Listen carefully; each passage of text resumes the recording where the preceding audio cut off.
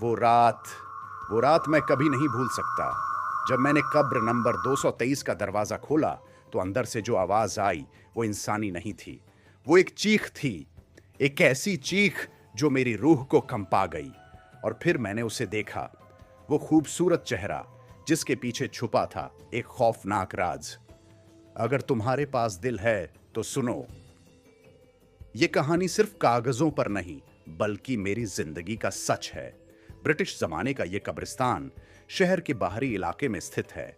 ये कोई आम कब्रिस्तान नहीं है। यहाँ की हवा में हमेशा एक अजीब सी गंध रहती है, मिट्टी की नहीं बल्कि सड़े हुए फूलों और जलते हुए कोयले की। कब्रिस्तान के चारों ओर ऊंची दीवारें हैं जिन पर ब्रिटिश काल के निशान आज भी मौजूद हैं। यहाँ की कब्रें पुरानी और टूटी हुई हैं, लेकिन कब्र नंबर 223 वो अलग है। उसकी सतह पर आज भी कोई दरार नहीं है, जैसे किसी ने उसे कल ही बनाया हो। मैं यहाँ पिछले 5 साल से गार्ड हूँ। मेरा नाम रमेश है, लेकिन आज तक मैंने जो देखा उसे कोई नहीं मानता। कब्र नंबर 223 के बारे में कहा जाता है कि ये एक जादूगरनी की कब्र है। वो खूबसूरत थी, लेकिन उसकी खूबसूरती के पीछे एक काला राज छुपा था। कहते हैं वो लोगों को अपनी सुंदरता से बरगलाकर उनकी जान ले लेती थी। उसकी मौत के बाद उसे इस कब्र में दफनाया गया, लेकिन उसकी आत्मा आज भी यहाँ भटकती है। उस रात हल्की ठंड थी, चांदनी फैली हुई थी। मैं रोज की तरह अपनी लालटेन लिए गश्त कर रहा था। कब्र नंबर 223 के पास पहुंचते ही हवा अचानक भारी हो गई, मानो कुछ अनहोनी होने वाली हो। मैं रुक गया। वहां एक औरत खड़ी थी। उसका चेहरा चांदनी से दमक रहा था। लहराते लंबे बाल, सफेद झील सी आंखें, पतली कमर और लाल रंग की साड़ी में लिपटा शरीर। इतनी खूबसूरत थी कि किसी भी आदमी का दिल मचल जाए। लेकिन मेरे अंदर कुछ था जिसने खतरे की घंटी बजा दी। इतनी रात गए यहां क्या कर रही हो? मैंने सख्त आवाज में पूछा। वह मुस्कुराई, एक अजीब ठंडी और अजनबी मुस्कान। मैं यही रहती हूं। उसकी आवाज में कुछ था जो मेरे कानों में जलन पैदा कर रहा था। यह कब्रिस्तान है, कोई मेहमान खाना नहीं। जाओ यहां से, मैंने कड़क कर कहा। वह हंसी, मगर उसकी हंसी इंसानों जैसी नहीं थी। वह धीमे धीमे अंधेरों के बीच विलीन होने लगी। लेकिन अगले ही पल उसके चेहरे का रंग बदल गया। वह सुंदर नहीं थी। उसका चेहरा सड़ चुका था। आंखें काली और गड्ढों में धंसी हुई, होंठ कटे हुए और दांत सड़े हुए।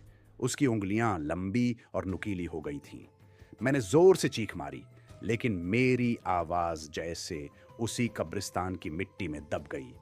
कब्र नंबर 312 की मिट्टी अब तेजी से हिल रही थी। वहां से सिर्फ एक हाथ नहीं बल्कि कई सड़ चुके शरीर बाहर आने लगे। उनकी आंखों में नफरत थी और उनकी हड्डियों पर सड़ा गला मांस लटक रहा था। वे सब मेरी ओर बढ़ रहे थे। तभी कहीं दूर से किसी मंदिर की घंटी की आवाज आने लगी, लेकिन वह घंटी अभी भी बज रही थी।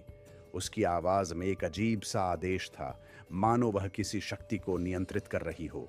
अचानक कब्रिस्तान में तेज आंधी चलने लगी और वह चुड़ैल जोर जोर से चीखने लगी। यह नहीं हो सकता, मुझे रोका नहीं जा सकता। उसकी आवाज हवा में गूंज उठी, लेकिन उस घंटी की आवाज बढ़ती जा रही थी। कब्र से निकली सारी शापित आत्माएं तड़पने लगीं। उनकी चीखें हवाओं में घुलने लगीं। चुड़ैल ने मेरी ओर देखा। उसकी आंखों में जलता हुआ गुस्सा था। मैं लौटूंगी, तुझे भी अपने साथ ले जाऊंगी, उसने कहा। और देखते ही देखते वह काली धुएं की लहरों में तब्दील होकर कब्र में समा गई।